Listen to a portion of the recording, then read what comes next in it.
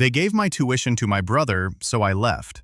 1 year later, his business collapsed, and I built a $500,000 empire without college. The day my life flipped upside down began with a plate of scrambled eggs and a smile that was just a little too perfect. I still remember the way the morning light fell across the kitchen counter, turning the crumbs beside my plate gold. I remember my mom's voice sounding too cheerful, like she was trying to brighten the room, before anyone noticed how tense it felt. And I remember my dad sitting across from me, tapping his wedding ring against his coffee mug again and again.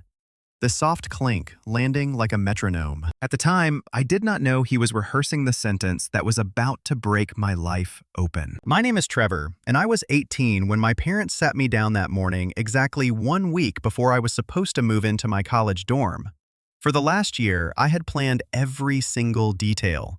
I had registered for orientation, searched for secondhand textbooks, worked nights at the grocery store, and saved for dorm decorations and a decent laptop. I had spreadsheets for everything: tuition deadlines, housing paperwork, textbook prices, even a little budget for laundry food and emergency expenses. I had already bought one of those tiny dorm-sized fridges because I had read somewhere that campus dining got old fast, and I wanted to be prepared. That was who I was. For most of high school, I had been the quiet, responsible kid in our family, the one who got straight A's. The one who did not sneak out, did not go to parties, did not cause problems, and did not make my parents worry. I did not live that way because I was terrified of consequences. I lived that way because I thought it would mean something. I thought that if I worked hard, stayed focused, and did not make waves, someone would notice. Maybe not with a big dramatic speech, maybe not with tears and proud hugs, but with small things, with trust, with respect, with promises kept, like the promise that my parents had been saving for my tuition since I was 12. So when my mom looked at me across the breakfast table and said, "Trevor, sweetie, your dad and I need to talk to you about something important," I just smiled and took another bite of eggs. I had no reason to be suspicious, no reason to brace myself, no reason to expect that the life I had been working toward was about to be taken from me over breakfast. My dad leaned forward with that familiar, calm expression he always wore whenever he was about to lecture me about life being unfair. Then he said it. "We gave your tuition money to your brother. His business needs it more right now." That was it. One sentence. No build-up, no apology, no hesitation. Just a cold, clean statement, like he was announcing that it might rain later. At first, I did not even respond. I blinked. I remember staring at the salt shaker in the middle of the table because I could not look either of them in the eye. For one brief second, I thought maybe it was a joke. A bad one, but still a joke. Then I looked up. My mom's face was not guilty. It was not embarrassed. It was not even really sad. If anything, she looked proud, like she had expected me to rise out of my chair and thank them for giving me a chance to contribute. "You should be happy," she said. "You're supporting the family in a big way. This is what being part of something bigger than yourself looks like." That was when it landed. They were not telling me because they felt terrible. They were telling me because they thought I should feel honored. In their eyes, I was no longer a kid with goals, plans, or a future. I was convenient. To understand why they thought that made sense, you need to understand my older brother Jason. Jason is 6 years older than me. Growing up, he was the golden child. Every mistake he made was treated as a learning experience. Every reckless decision became proof that he was bold. Every half-finished idea became a sign that he was creative. Meanwhile, if I got an A, the reaction was usually a nod and a reminder to keep it up. If Jason remembered to take out the trash, he got a pizza party. When he dropped out of college after 1 semester to start a tech company in our garage, my parents acted like he had discovered fire. They poured money into his startup as if it were a sacred mission. They bought him equipment. They helped him rent office space. When things got tight, they even co-signed a loan for him. The company never really took off, but Jason always had a new pivot plan, a new idea, a new direction. A new explanation for why he was not failing, only iterating. He always said he just needed a little more runway. I will give him this. He was not lazy, but he was reckless. He borrowed money like nothing ever had to be paid back. He promised things he could not deliver, And somehow, every time he convinced my parents that he was right on the edge of something huge. So when I got accepted into a great university, not Ivy League, but still competitive, and my parents told me they had the first year covered, I believed them. Why would I not? I had followed every rule. I had played it safe. I had stayed in my lane. And in return, I thought I was finally going to get my shot. Instead, I got a lecture about sacrifice served with eggs and toast. I asked one question. Just one. So, what am I supposed to do now? My dad looked at me like I was being unreasonable. Take a gap year, he said. Get a job. Plenty of kids your age need time to figure things out. I already figured it out, I said. My voice sounded strange to me, thin, flat, like it was coming from someone else. I'm supposed to move in next week. We know, my mom said gently, as if that somehow made it better. And we're really sorry about the timing, but you're smart, Trevor. You'll find another way. The worst part was not even the decision. It was the way they framed it.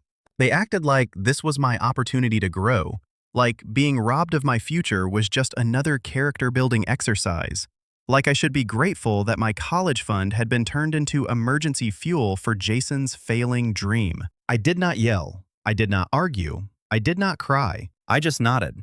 Then I excused myself from the table, walked upstairs to my room, and closed the door. That was the moment everything changed. Not in a dramatic movie way. I did not smash a mirror. I did not punch a wall. I did not scream into a pillow. It was quieter than that. More final. Something inside me simply switched off. I did not sleep that night. I sat in bed, staring at the ceiling, replaying every conversation I had ever had with my parents. Every, "we're proud of you." Every, "we've got your back." Every promise that had suddenly started to feel fake. It was like realizing the safety net beneath you had been made of paper all along. The next morning, I started packing bags. Not for college, for something else entirely. That was the beginning of a long year. The beginning of the silence between me and my parents. The beginning of me disappearing from their lives. Not physically at first, but emotionally. I left that house with 2 suitcases. $1,000 from my grocery store job, and one rule burned into my mind. Never rely on anyone who treats you like a backup plan. And while Jason's business was burning money like a bonfire, I was about to start building something of my own. Something quiet. Something smart. Something I did not tell anyone about. Because if they wanted me to support the family, I would show them exactly what support looked like. Just not in the way they expected. At first, I did not have a real plan. What I had was drive and rage.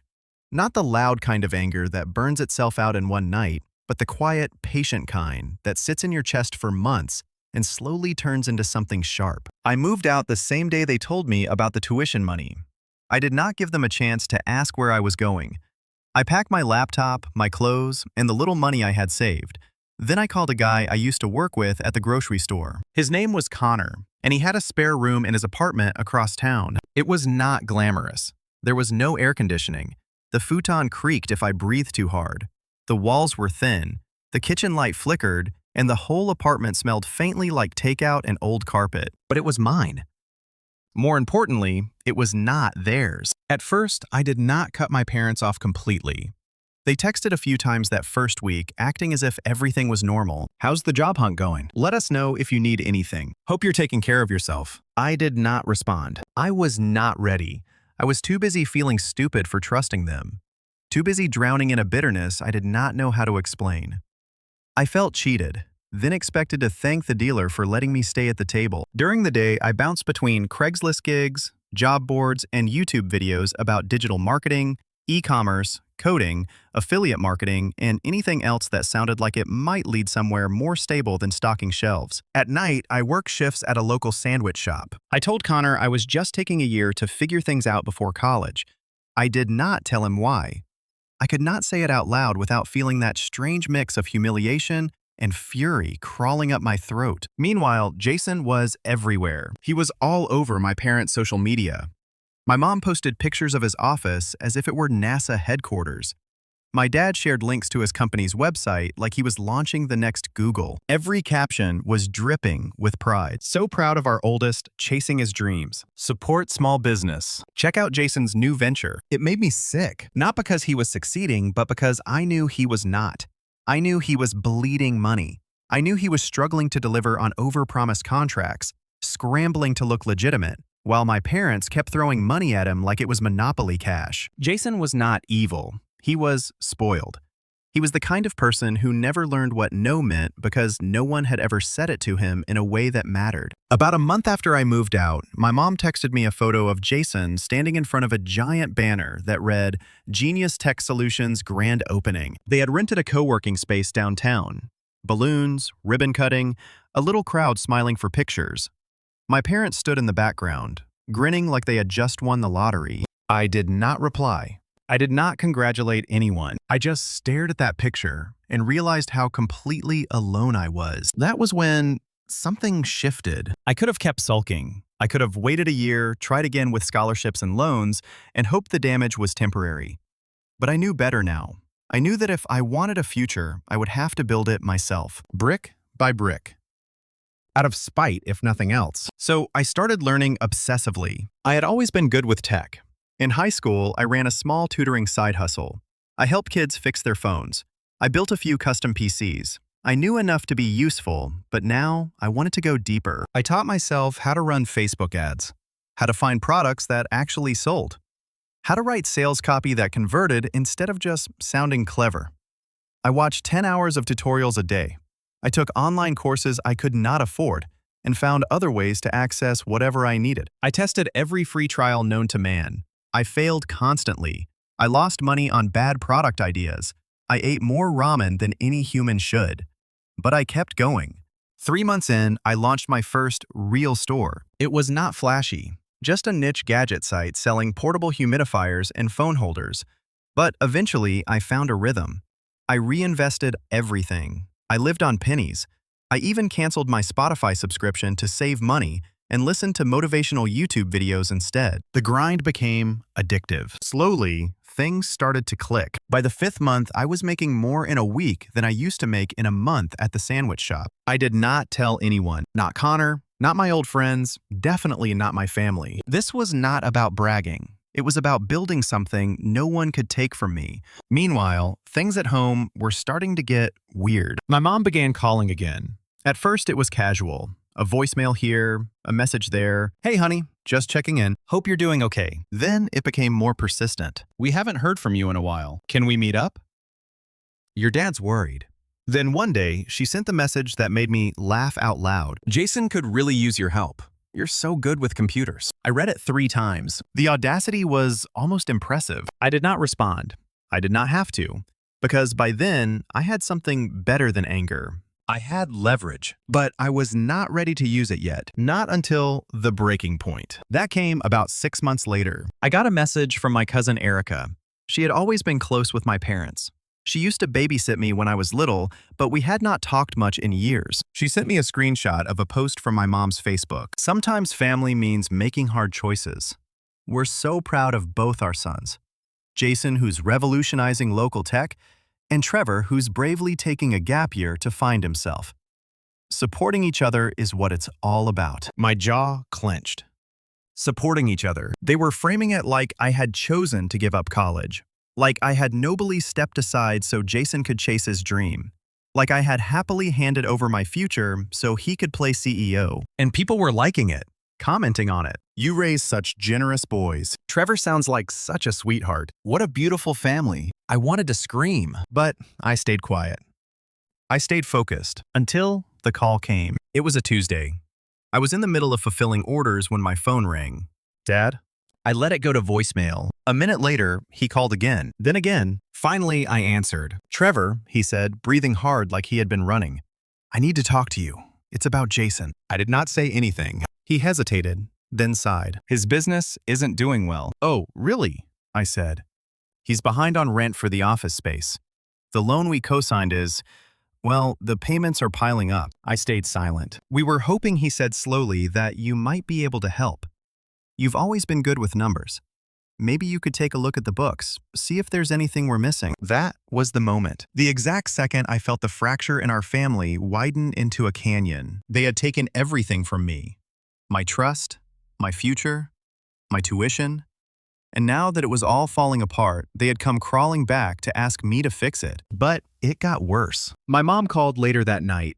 Her voice was soft, like she was trying to cast a spell through the phone. "Sweetheart, we know things didn't go as planned. But Jason is your brother. He needs you. We all need you." That was when I finally spoke. "You gave him my college fund." There was a pause, then a sigh. "We loaned it to him. It was a family decision." "No," I said, my voice shaking. "It was your decision. I didn't agree to anything." "We didn't think you'd be so rigid about it." Rigid. Like expecting your parents to keep their word was some kind of personality flaw. "We've supported both of you in different ways," she added. "Jason just needs more right now." "And what do I need?" I asked. There was silence. That silence was the real answer. I was not supposed to need anything. I was supposed to give, to be the stable one, the fixer, the background character in Jason's startup drama. It all came to a head a week later when I stopped by their house. I still do not know why I went. Maybe some part of me wanted them to acknowledge what they had done, to own it, to apologize. Instead, I walked into a full-blown intervention. Jason was there, so were my parents. The living room was spotless, like they had been expecting company. My mom smiled the moment I stepped in. "We're so glad you came. Sit down." I stayed standing. Jason looked exhausted. There were bags under his eyes, and his laptop was open in front of him. "Trevor, man," he said, "I messed up. I know I did, but I just need a little help. You're good at this online stuff. You've always been smart." My dad jumped in immediately. "We're not asking for much, just a few ideas. Maybe you could help him restructure the business. There's still time." I looked at all of them. "Did any of you ever think about helping me?" They blinked at me like I had spoken in another language. "I needed help. A year ago," I said. "I needed support. I needed you. But you didn't show up." My mom's smile faltered. "Honey, we were trying to do what was best for the family." "No," I said. My voice was low, steady. "You were doing what was best for Jason. And now that it's all collapsing, you think I'm your safety net. Again." Jason opened his mouth, but I cut him off. "I'm not here to fix your mess. I'm not your backup plan. I'm not your plan B." My dad stood up, clearly annoyed. "Don't be dramatic, Trevor." I laughed. It was sharp and humorless. "I'm not being dramatic. I'm being done." Then I walked out. They did not follow. 2 hours later, my mom sent one final message. "We just want our family back." I stared at it for a long time, my heart pounding, my fingers hovering over the screen. Because she was right about one thing. Something had broken, but not in the way she thought. It was not something that could be fixed with one conversation, one hug, or one guilt trip. It was deeper than that. And in that moment, I knew the next move would be mine, and it would change everything. The day I walked out of my parents' house after that little family meeting, I felt 10 feet tall. I was angry. I was still raw. I still carried the betrayal like a bruise under my skin. But for the first time, I also felt free. I had stopped waiting for something that was never coming. Their approval, their support, their respect. It had always come with strings. It had always been conditional. And it had always tilted in Jason's favor. But adrenaline wears off. 2 weeks later, I was sitting in the dark at 2 a.m. in the cramped apartment I shared with Connor, wondering what I was even doing. The glow from my laptop lit up the peeling paint on the wall. I had a Shopify dashboard open in one tab and a spreadsheet full of ad spend conversion rates and profit margins open in another. It was the 5th day in a row I had not broken even. No sales. My ad account had been flagged for unusual activity. My PayPal funds were on hold for fraud prevention. I had $213 in my bank account and absolutely no backup plan. That was rock bottom, not just financially, but emotionally. Until that moment, some part of me had still carried a fantasy that I would win quickly, that I would make it big just to prove them wrong, that my anger would somehow turn into money because I needed it to. But when your stomach is growling, rent is due, your store checkout is not working, and nobody is answering your emails, every revenge fantasy in the world starts to feel like a pipe dream. I did not sleep that night. The next morning, I stood in front of the bathroom mirror, brushing my teeth, and I barely recognized the guy staring back at me. Pale skin, heavy eyes, messy hair. I looked like a ghost haunting my own life. That same day, Connor caught me in the kitchen, hunched over my phone, doom-scrolling job listings. He did not say much. He just grabbed a soda from the fridge, leaned against the counter, and looked at me. "You good?" he asked. "Yeah," I lied. He nodded. Cool. You still doing that online business thing? I shrugged, trying. He paused for a second, then said something I will never forget. Well, just don't forget to eat. Even gladiators need sandwiches. It was such a stupid line, but I smiled for the first time in days. That afternoon, I walked to the library. Not a coffee shop, not a co-working space, just a public library with weak Wi-Fi, flickering lights, and old wooden tables scratched up by people who had probably been desperate there long before me. I stayed for hours. No distractions, no noise, no parents, no Jason. No social media, just me, a notebook, and the determination to figure it out. I made a new plan, a better one. Instead of chasing trendy products or trying to get rich fast, I decided to build something small, stable, and honest. I studied SEO like my life depended on it. I watched videos on affiliate marketing, niche content sites, email lists, landing pages, keyword research, and content strategy. No more get-rich-quick junk. No more dropshipping junk from shady suppliers. Just real valuable content. That was how I started my first information site. It was about portable camping gear, something I actually cared about.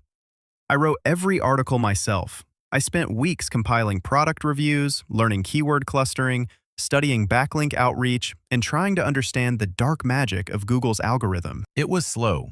For the first month, the site barely got 20 visitors a day, but I stuck with it. I updated articles, I tested headlines, I found better affiliate programs. I focused on trust. At the same time, I picked up freelance gigs to keep the lights on. Copywriting, SEO audits, fixing broken websites for local businesses. Anything that paid. I was not thriving yet, but I was surviving. Then a small miracle happened. 3 months into the site, one of my articles, Top 5 Ultralight Camping Stoves for 2022, got picked up by a larger outdoor gear blog. They linked to it in a roundup post. Overnight, my traffic tripled. That week, I made $180 in affiliate commissions. It was not life-changing money, but it was proof. That small win became a spark. I kept building. I wrote more articles. I reached out to more blogs. When I could not keep up, I hired a cheap editor from Upwork. I invested in a better theme and faster hosting. I built a newsletter. Then I launched a second site in a totally different niche, minimalist productivity tools. By the end of that year, I was running 3 sites. One made $800 a month, one made $400, one barely broke even. But together, they added up. I was not rich. I did not need to be. I was free. I had built it all myself. No college, no degree, no help. And still, I did not say a word to my parents. They had no idea what I was doing. For all they knew, I was still finding myself, still wandering through some sad gap year while Jason tried to revive his tech Frankenstein. But Jason's life was unraveling. Through the grapevine, mostly Erica, I found out his business was imploding. His main client had pulled out. His rent was overdue by 4 months. The loan our parents co-signed was in default. There were rumors that he might be sued over undelivered software. Apparently, he had started showing up to family dinners looking like a shadow of himself. His girlfriend left.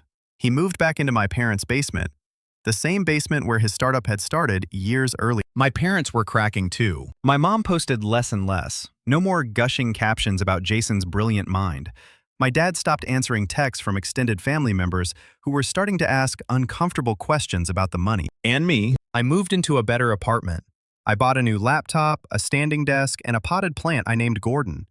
I even hired a virtual assistant to help with my third website, which focused on home office gear. The irony was not lost on me. Jason had the flashy office with the ribbon cutting and glass walls. I had a quiet room, a decent chair, and consistent revenue. For a while, I thought about reaching out.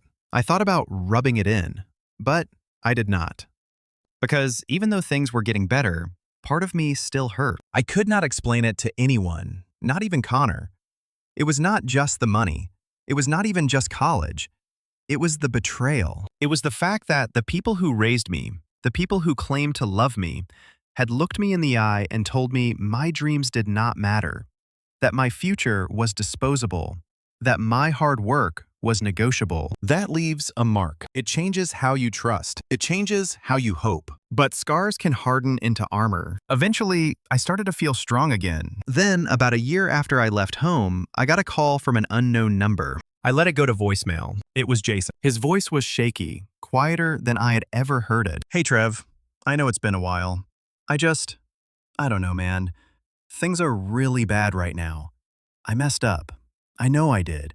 But I could really use some help. I listened to that message 6 times, not because I was considering helping him. I was not. I listened because I wanted to understand what it sounded like when someone who had always been handed everything finally ran out of hands to catch him. I never called him back, but I saved the message. It reminded me why I had done all of this in the first place. Why I had stayed up every night studying things no one had taught me.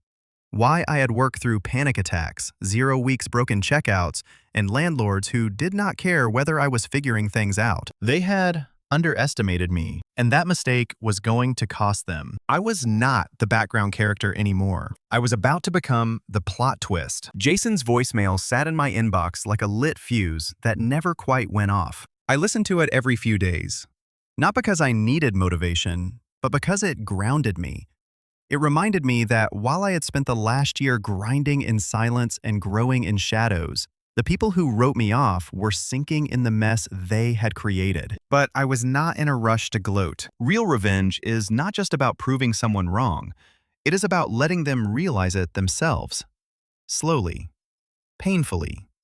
Without a lifeline. That kind of reckoning takes patience, precision, timing, restraint. And now, finally, I had all of it. My first big opportunity came from a strange place, a LinkedIn message. One of the companies whose affiliate program I had been working with reached out and asked if I would be interested in consulting. Apparently, my site was driving them more sales than some of their larger partners, and they wanted to know how. At first, I hesitated. I had never done anything official like that. Then I saw their proposal, $3,000 for a 10-hour audit. I accepted. That single job paid 2 months of rent. Then that gig turned into 2 more. Suddenly, I had credibility, clients, referrals. More importantly, I had an idea. It started as a joke. Connor and I were sitting in our apartment one night. He had just quit his retail job to take a real shot at app development, and I mentioned how funny it would be to make a public case study out of my journey. From betrayed to self-made. Connor laughed. You'd break the internet. I paused. No, seriously. What if I did tell my story? Not in a bitter way, educational, strategic. What if I turned everything they thought was my downfall into a blueprint for building something from nothing? He leaned forward. You'd get clients, sponsors, maybe a book deal. Maybe I said smirking. But more than that, I'd get eyes. Because if I was going to play this game, if I was going to dismantle their narrative and rewrite my own, I wanted them to see it. That night, I bought a new domain name, something clean and professional. Then I started drafting the first part of a multi-part blog series. I wrote about how I built my affiliate sites, how I handled burnout, and how I navigated online business with no money and no support. It was not emotional. It was not bitter.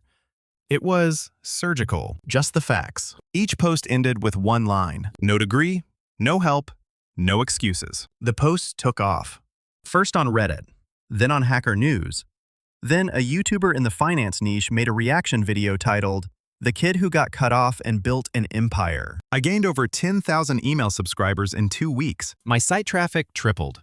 A company offered to buy one of my sites for mid-5 figures. I said no. Not because the money was bad. It was more money than I had ever seen on paper. But I had bigger plans now. Plans that involve stepping out of the digital shadows and into the rooms where decisions were made. So I started going to local meetups, SEO events, tech panels, startup expos. At first, I was quiet. I watched, I listened, I learned how people talked when they thought you were not worth noticing. Eventually, I started speaking up. I shared insights. I offered advice. Not the flashy hustle bro kind. Real advice. Gritty advice. The kind that comes from building while broke, scared, and angry. People respected it. Some even took notes. That was how I met Marissa. She was a UX designer who had just exited her startup and was looking for her next thing. We grabbed coffee after one of the meetups and we clicked instantly. Sharp mind, dry humor, zero tolerance for fluff. Within a week, we were brainstorming ways to merge my content strategy with her design expertise. By the end of the month, we had a plan, a real company. We called it Dustproof, a digital product agency that built scaled and monetized niche content brands from scratch. I handled traffic and monetization. Marissa handled branding and user experience. We split everything 50-50. It was not just about money anymore. It was about proving a point. We were not just building sites. We were building leverage. And now that I had leverage, I started preparing for the real revenge. It started fittingly with Jason. Thanks to Erica, who still floated in and out of our family group chats, I found out that Jason was trying to land a new investor. Apparently, some local business incubator was considering him for a $50,000 grant to help reboot struggling tech founders. Jason had pitched them a half-baked pivot, an AI-driven small business assistant app. Total buzzword salad. But they were eating it up because he was well-connected and had experience. Marissa raised an eyebrow when I told her, "He's seriously pitching AI now." "Oh yeah," I said. He dropped out of college, burned through hundreds of thousands, got bailed out by his parents, and now he's selling himself as a visionary. She sipped her drink. "Let's bury him." I grinned. "Thought you'd never ask." The first step was simple. We built a competing concept. Same space, same market, better name, better branding, and most importantly, an actual MVP that worked. We did not even try to hide it. We gave it a name just one syllable away from Jason's. Similar enough to spark curiosity, different enough to be legal. We made a beautiful landing page. We recorded demo videos. We published a blog post titled, "What Most Business Apps Get Wrong and How We Fixed It," complete with screenshots, testimonials, and a live waitlist. Then we ran cheap ads targeted directly at the incubator zip code. Within days, our version was all over their LinkedIn feeds. I even joined the incubator's public Slack channel under a pseudonym just to lurk. Sure enough, 3 days later, someone posted, "Hey, has anyone seen this new tool? Looks super clean. Might be worth looking into before we finalize the next grant." Jason never saw it coming. Erica texted me the next morning. "Not sure if you were involved, but Jay is freaking out, LOL. I did not reply. I just put my phone down and got back to work. Because as satisfying as it was to trip Jason up, he was not the real target. My parents were. They were the ones who bet against me. They were the ones who told me I should be proud of giving up my future. They were the ones who clapped at Jason's grand opening and went silent when I asked what I was supposed to do now. I could have sent them a letter. I could have sent an invoice. I could have sent them a link to the blog, but that would have been too easy. So I waited. I waited for the perfect moment. And it came just in time for my cousin Mallory's wedding. She was getting married at a local vineyard and everyone was invited.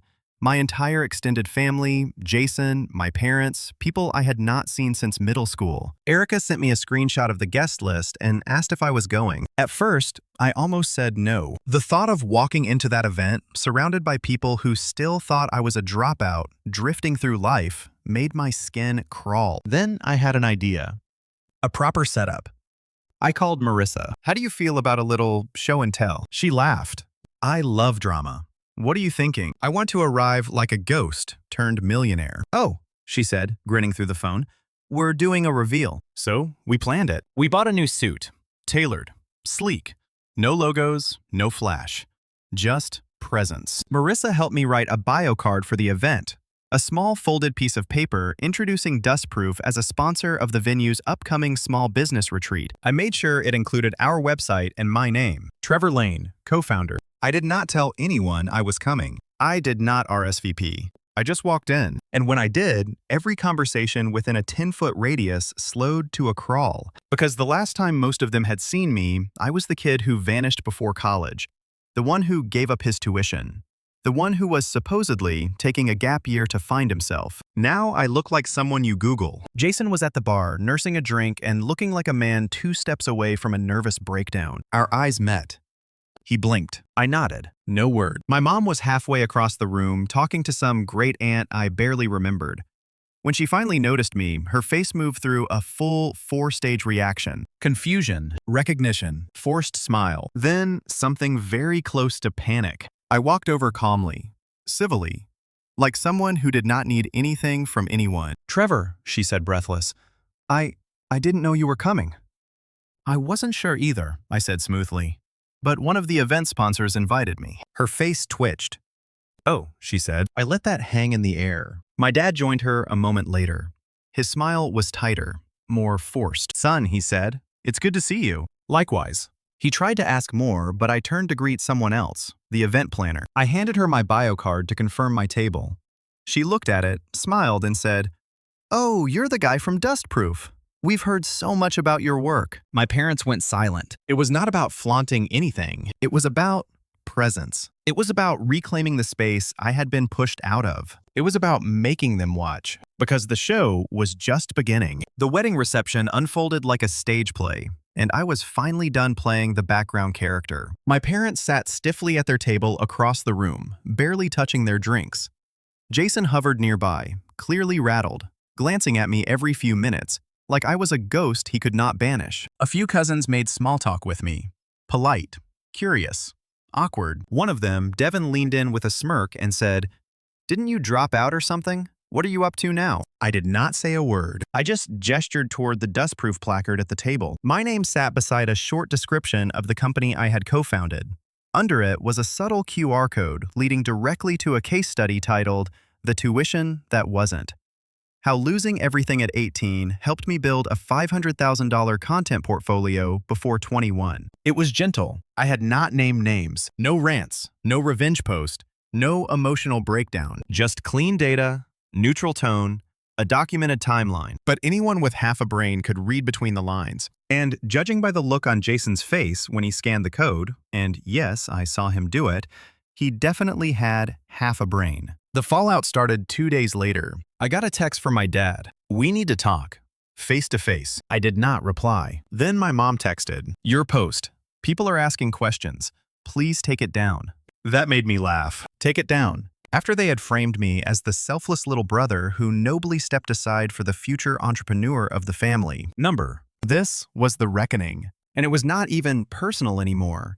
It was structural, clean, unavoidable. The moment the case study went viral, people started connecting dots. Erica told me that Jason's former contractor, the one he had ghosted after promising stock options, shared the link on Twitter with the caption, "Oh, so this is why he never paid me." A day later, the local startup incubator that had been considering Jason for a second round of funding posted a quiet update on its website, announcing a pause on external investments pending internal review. Translation: Jason was not just off the list, he had torched the list. Meanwhile, a few of Jason's early investors, mostly local dentists and real estate guys my dad played poker with, were not happy. The case study did not name them, but it traced the path of money through careful phrases like family-backed startups with no KPIs and early investors promised high returns with zero oversight. Anyone involved knew exactly who it was about. One of them, Dr. Kelman, apparently cornered my dad at a neighborhood barbecue and asked him point blank, "Did you give your kids' tuition to Jason's startup?" My dad did not answer. But silence in those circles speaks volumes. Then people started reaching out. Old teachers, high school classmates, even one of Jason's exes. They all said some version of the same thing. "I read your article. I had no idea." That was the power of the truth. Not shouted, not dramatized, just documented. Calm, measured, unapologetic. And that calm, more than anything, was what unraveled them. Jason tried to respond, sort of. He published a blog post of his own, a half-hearted, jargon-filled mess titled, "Entrepreneurship is Messy. Lessons from a Startup That Didn't Go as Planned." It was full of vague apologies and phrases like pushing boundaries, building under pressure, and learning from challenges. No one bought it. The comments were brutal. "This is what happens when you play with other people's money. Your brother had every right to speak up. You owe him more than an apology. You didn't fail because you took risks. You failed because you took people." My parents did not respond publicly. That was not their style, but they felt it. The calls stopped. The text dried up. My mom unfriended half the extended family on Facebook. My dad shut down his LinkedIn. At first, I thought it was shame, but it was not just shame. It was control slipping through their fingers, quietly and relentlessly. And as they shrank inward, my world expanded. I accepted a speaking invitation at a digital entrepreneurship conference in Austin. I shared a stage with founders twice my age. There were dinners, panels, interviews, handshakes, business cards, and people asking me questions like I had answers worth hearing. All of it felt surreal. All of it was earned. Marissa and I grew Dustproof into a full operation. We hired 2 writers, a project manager, and a sales lead. By the time my 21st birthday rolled around, our monthly revenue had crossed $50,000, not including affiliate commissions or licensing deals. And the best part? I never told my parents. Not directly. I never called to brag. I never texted, told you so. I never dropped bank statements in the family group chat because silence was louder. Distance was louder. And dignity. Dignity screamed. One last thing happened that made me realize the story had come full circle. It was a Saturday morning when I saw the listing. Jason's startup, or what was left of it, was being liquidated. Office furniture, monitors, a few standing desks. All of it posted on Facebook Marketplace under a burner account with no profile picture. I bought one of the desks. I had it delivered to the dustproof office. Marissa thought it was a weird move, but I told her, some things just belong where they're finally useful. And now, every time I sit at it, that sleek, slightly scuffed, $1,200 ergonomic relic of his failed empire, I smile. Because this was my revenge. Not noise, not spectacle, just quiet, undeniable success. The kind they could not ignore. The kind they could not touch. The kind that reminded them every single day that they had bet against the wrong sun. And they lost.